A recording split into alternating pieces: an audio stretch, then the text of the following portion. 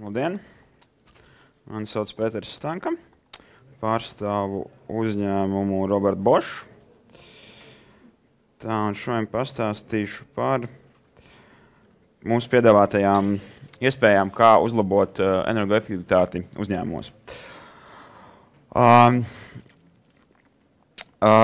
Sākumā nedaudz par pašu Bosch grupu. Bosch sastāv no 4 lielām nodaļām. Tas ir mobilitātes risinājumi, jeb visas tehnoloģijas, kas nepieciešams automobīļos. Principā katra automobīlī ir kāda no mūsu detaļām vai iekārtām. Otrā nodaļa ir rūpniecības tehnoloģijas. Tas ir dažādas fasēšanas iekārtas rūpnīcām un farmācijai šādām nozarēm. Trešā nodaļa ir enerģētika un būvniecība, ko pārstāv arī es.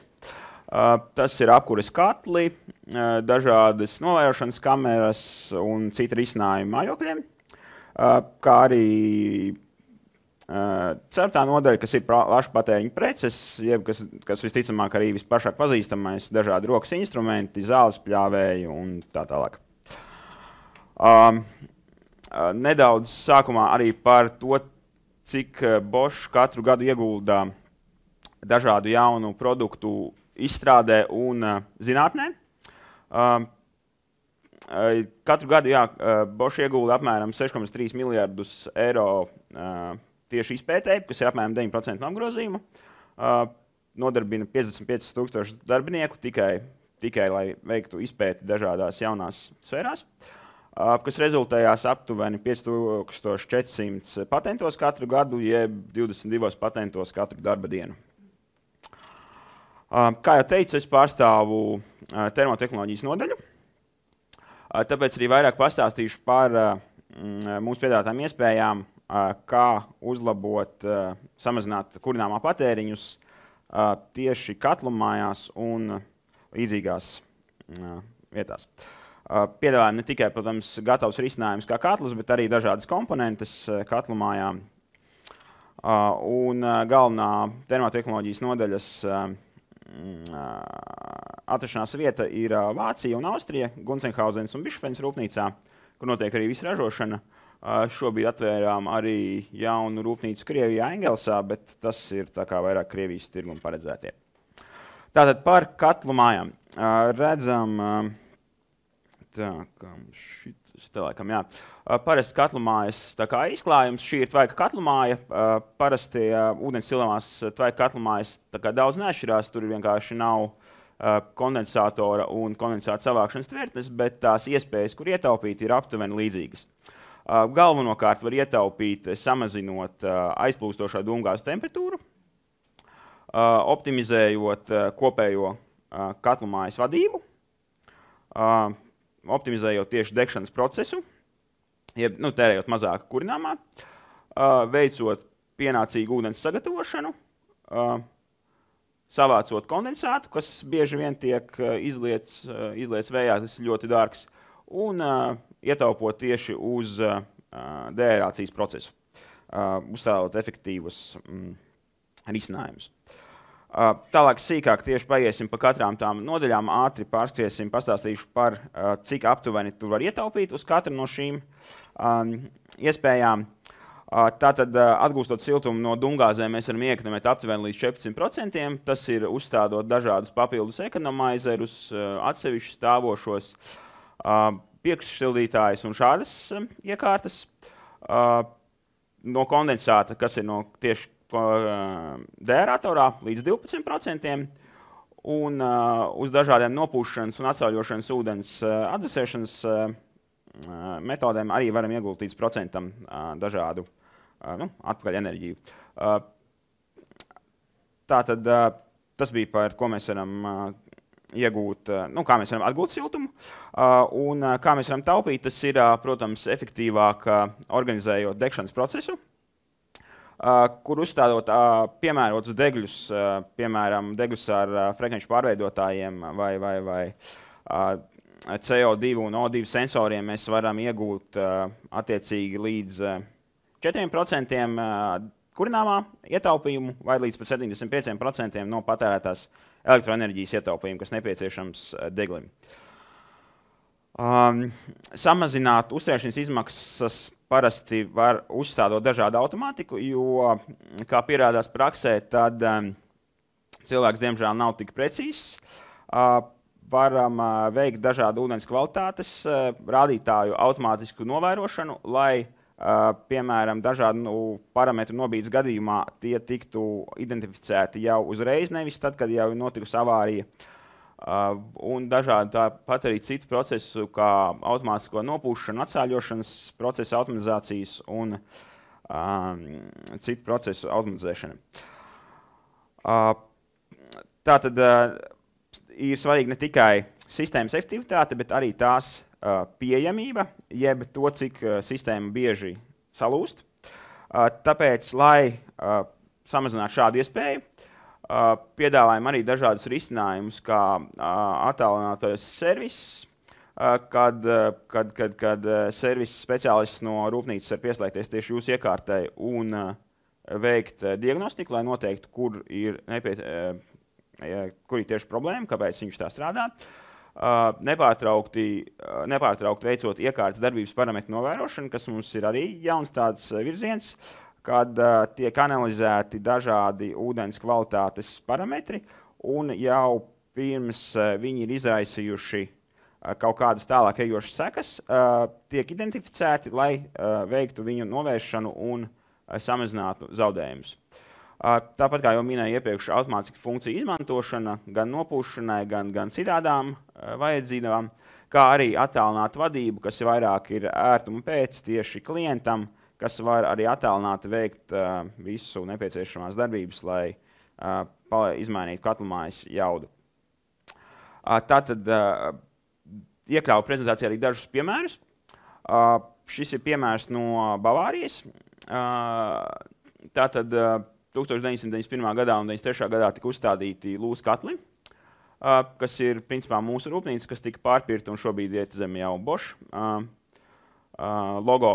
Tātad sistēmā tika 2013. gadā rekonstruēta, uzstādot ekonomizeri, uzstādot frekvenču pārveidotājs degļu ventilatoriem, O2 sensoru dūmgāzēm un sistēmas vadības kontroli, lai optimizētu katlu darbību un, kā teikt, viņu miedarbību. Rezultātā tika panākts, ka dūmgāzes temperatūra izejā samazinājās no 230 līdz 115 grādiem. Katru gadu atmosfērā tiek izmests par 650 tonnām mazāk CO2, un kopējais enerģijas izmaksu ietaupījums, tas ir kurināmā un elektroenerģijas ietaupījums, bija aptuveni 20%. Tālāk pastāstīšu par 2 vai 3 tādiem mazākajiem inovatīvākajiem veidiem, ko mēs varam piedāvāt mūsu produktiem tieši tvaika ražošanā, kas samazina kurināmā patēriņu. Šis ir jauns produkts, ko mēs piedāvājam tieši barošanas ūdens atdzesētājs, kas pēc deaerātora esošo ūdeni, kas nāk 103 grādu temperatūru, atdzesē uzsildot barošanas ūdeni, lai palielinātu ekonomizera efektivitāti, jo zemāka temperatūra tiek ievadīta, ūdens temperatūra tiek ievadīta ekonomizerā, jo lielāku enerģijas daudzumu viņš spēj atgūt no aizplūstošajām dūmgāzēm. Šādā veidā var iekonomēt līdz 1,8% kurināmā. Pie plusiem jāmin arī vienkāršā uzstādīšana, jo sistēma tā kā parasti ir vienkārši deaerators pat taisno savienots ar tvaika katlu. Šeit diezgan vienkārši var uzstādīt arī šo iekārtu. Diezgan īsts atmaksāšanās laiks un diezgan vienkārši nodošana eksploatācijā, jo šī nav bīstamā iekārta. Tāpat šobrīd arī strādājam ļoti daudz uzstādām šādas iekārtas kā gaisa priekšuzsildīšanu, ko izmanto deglis. Tātad ar aizplūstošām dūmgāzēm esošo siltumu tiek uzsildīts izveidots atsevišķs ūdens kontūrs, kurš uzsilda uz katla degli padodamo gaisu, šādi samazinot kurināmā patēriņu, kas nepieciešams degšanas procesa nodrošināšanai. Un arī uzlabo efektivitāti. Šim iekārtai ir jau piemērs, pirmais no 13. gada, kad Austrālijas sulu ražotājs uzstādīja saviem katliem, uzstādīja katlus ar šādiem gaisa priekšsildītājiem un uzsilda gaisu no 25 uz 80 grādiem. Sistēmas liederības pieaugums 2% tika sasniegts tieši ar šīs sistēmas palīdzību, kas arī ir diezgan labi, ņemot vērā viņu kopējo gada patēriņu.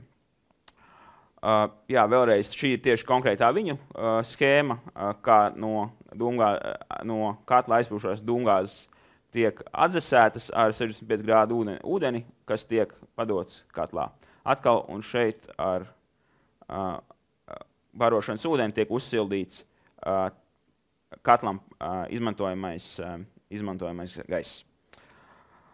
Un pēdējais no piemēriem, ko es vēl gribēju no tehnoloģijām pieminēt, tas ir mūsu jaunie 4-gaitas neizmantotā siltuma atgūšanas katli, kuri tiek izmantoti aiz koģenerācijas iekārtām.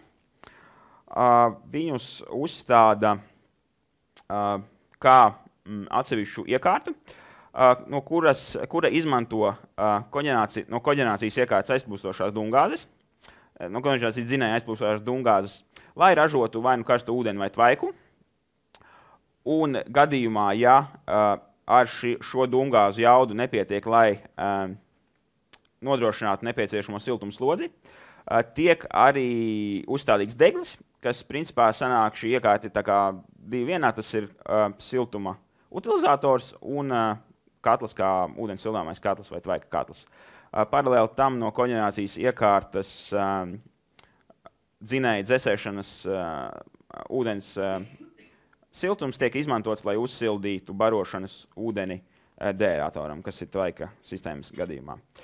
Šeit par piemēru atradu slimnīcu Vācijā, kur arī tika uzstādīts, viņiem tā gan diezgan liela slimnīca ir, viņiem ir gan koģenerācijas iekārtas, gan tvaika katli, kas nepieciešami sterilizācijai un dažādām citiem procesiem. Viņu uzstādot šo katlu panāca projekta return on investments, atmaksāšanās laiks bija 6 gadi aptuveni. Šeit var bišķiņi smalkāk redzēt viņu pieslēgumu schēmu, esošo, kur viņa energoapgādes sistēma sastāv no 4 katliem un koģenerācijas iekārtas. No koģenerācijas iekārtas aizplūstošās dūmgāzes uzsilda tvaiku ražo mūsu katlā, kurā slodzes, ja nepietiek pieprasījums pēc tvaika ir lielāks nekā vajadzīgs, tiek piededzināta klāt dabas gāze, un šis viss tiek padots uz kopējo kolektoru, kas tālāk tiek izmantots slimnīcas vajadzībām. Vēlreiz atgriežamies pie sākuma slaida. Tātad īsi mēs apstījām, kā uzstādot ekonomaizeru var atgūt siltumu, dažādu automātiku uzstādot, optimizējot degšanas procesu, ūdens sagatavošanai nepieskārāmies un kondensāta savākšana, kas ir diezgan efektīvs risinājums, un deaeratora procesu analīze. Jā, paldies! Kādi jautājumi?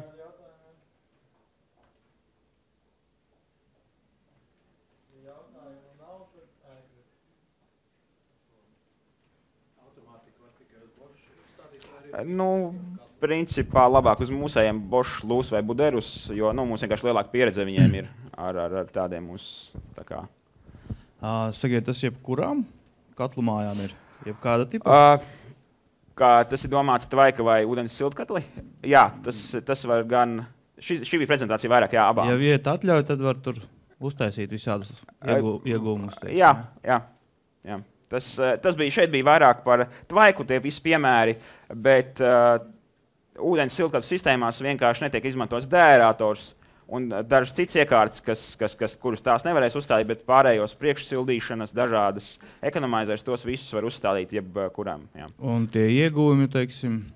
Pret izmaksām, cik ilgā laikā, kā tur viņi? Tas ir atkarīgs no esošās sistēmas stāvokļa. Ja viņi ir ļoti labā stāvoklī, tad, protams, būs grūti kaut ko tur atrast, bet sliktām sistēmām tur var kaut kāda ekonomizera labākie gadījumi ir bijuši gada pusotra laikā viņi atpērkās. Ekonomizera cenas viņas ir orientējuši 50 eiro, ja? Kā lūdzu? Cik maksā ekonomizers? Atkarībā no katla jaudas, izmēra. Tad Bet tie nav precīzāk kosmiski skaitļi. nāciet ciemos un mēs paskatīsimies, ko jūs vēlaties. Jā, viens jautājums būs, jūs strādājat tikai tvaika sistēmām vai arī Nē, ūdens termoeļas sistēmas? Termoeļas sistēmas gan mums nav pieredze tāda, jā. Ūdens siltkatlī, tvaika sistēmas, jā. Koģenerācijas iekārtas.